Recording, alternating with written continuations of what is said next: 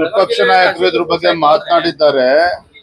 ಮೊನ್ನೆ ಬಳ್ಳಾರಿಯಲ್ಲಿ ನಡೆದಿರ್ತಕ್ಕಂಥ ದುರ್ಘಟನೆ ಇರ್ಬೋದು, ಅಲ್ಲೂ ಕೂಡ 6 ಜನ ಅಲ್ಲಿ ಪ್ರಾಣವನ್ನ ಕಳ್ಕೊಂಡಿರ್ತಕ್ಕಂಥದ್ದು, ಬಾಣಂತಿಯರು, ಮಕ್ಕಳು, ಹಸುಗೂಸುಗಳು ಪ್ರಾಣ ಕಳ್ಕೊಳ್ತಾ ಇರ್ತಕ್ಕಂಥದ್ದು. ಎಲ್ಲೋ ಒಂದ್ ಕಡೆ ರಾಜ್ಯ ಸರ್ಕಾರದ ಒಂದು ಬೇಜವಾಬ್ದಾರಿತನ ಇವತ್ತು ಮೇಲ್ನೋಟಕ್ಕೆ ಗೊತ್ತಾಗ್ತಾ ಇದೆ, ಕಾಣ್ತಾ ಇದೆ. ಹಾಗಾಗಿ ಇದ್ರ ಬಗ್ಗೆ ಸಮಗ್ರವಾಗಿ ನಾವು ಕೂಡ ಸತ್ಯಾಂಶನ ತಿಳ್ಕೋಬೇಕು ಅನ್ನೋ ದೃಷ್ಟಿಯಿಂದ ಆಸ್ಪತ್ರೆಗೆ ಭೇಟಿಯನ್ನು ಕೊಟ್ಟಿದ್ದೇವೆ. ಇದರಲ್ಲಿ ರಾಜಕಾರಣ ಮಾಡ್ತಕ್ಕಂಥ ಪ್ರಶ್ನೆ ಅಲ್ಲ. ಇವತ್ತು ಬಡವರು ಇವತ್ತೇನೋ ಅನ್ಯಾಯ ಆಗ್ತಾ ಇದೆ.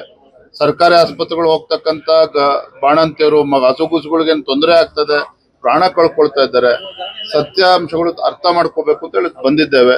ಇದನ್ನ ಸದನದಲ್ಲಿ ನಾವು ಚರ್ಚೆ ಮಾಡ್ತೀವಿ.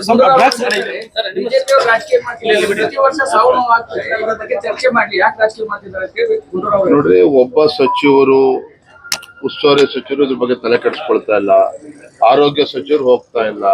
ಇವತ್ತು ಸರ್ಕಾರಿ ಮೆಡಿಕಲ್ ಕಾಲೇಜಸ್ ಏನಾಗ್ತದೆ, ಶರಣ್ ಪಾಟೀಲ್ ಕೂಡ ಸಚಿವರು ಕೂಡ ಭೇಟಿಯನ್ನು ಕೊಟ್ಟಿಲ್ಲ. ಹಾಗಾಗಿ ಈ ಬೇಜವಾಬ್ದಾರಿತನ ಏನಿದೆ, ಈಗಲಾದ್ರೂ ಎಚ್ಚೆತ್ಕೊಂಡು ಸರ್ಕಾರ ತುರ್ತಾಗಿ ಇದ್ರ ಬಗ್ಗೆ ಗಮನಿಸಬೇಕು. ಆ ದೃಷ್ಟಿಕೋನ ಇಟ್ಕೊಂಡು ನಾವು ಹೊರಟಿದ್ದೇವೆ. ರಾಜಕಾರಣ ಮಾಡಬೇಕು ಅಂತ ಹೇಳಿ ಮಾತಾಡ್ತೀನಿ.